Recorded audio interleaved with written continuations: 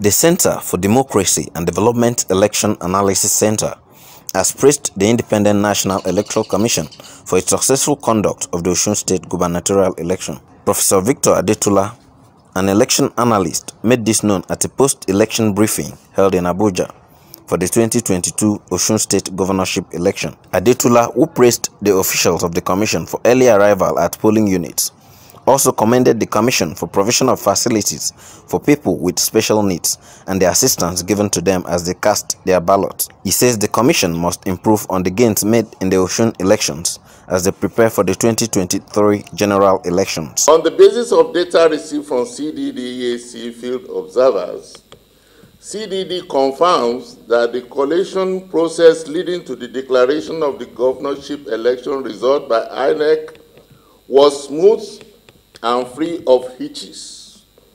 There was significant improvement in Inec's election logistics and poll opening time, and the conduct, as well as the conduct of Inec officials. For example, critical materials were promptly distributed across all the local governments.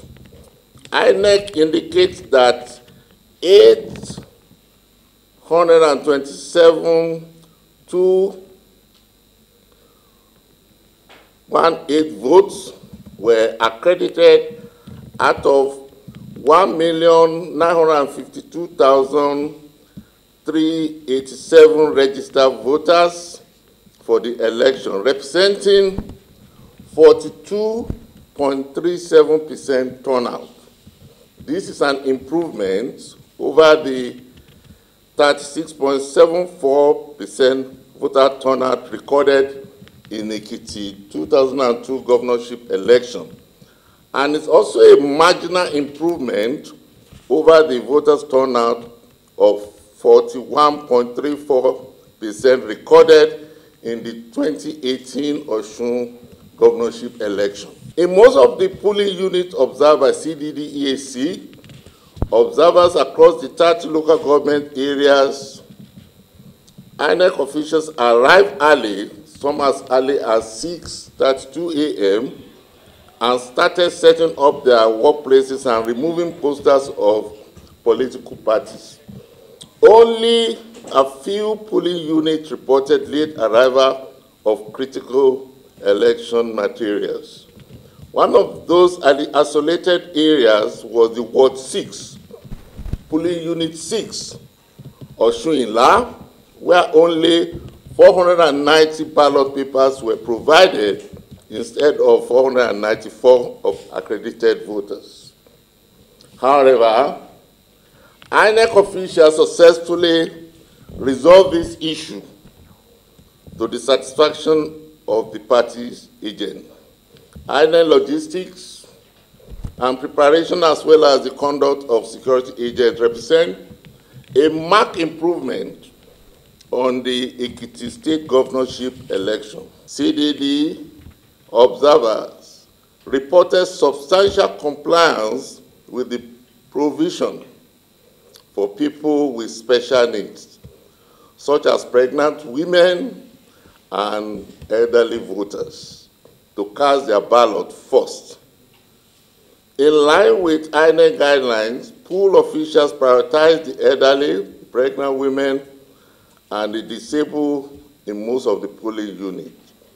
CDD also observed that INEC provided equipment, including the Braille ballot guides, to assist voters and voters with disabilities cast their ballots, including the provision of Braille voting guides and magnifying glasses. However, 13.5% of polling guides or polling units observed did not make proper arrangement for voters with disabilities.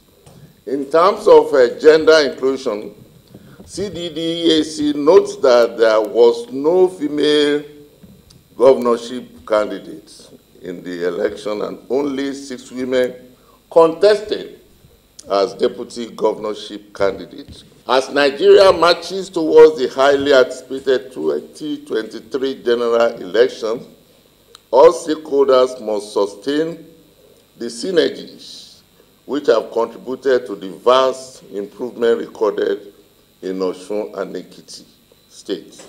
We hope to see improvements recorded in the recent election replicated in the conduct of the 2023 general elections.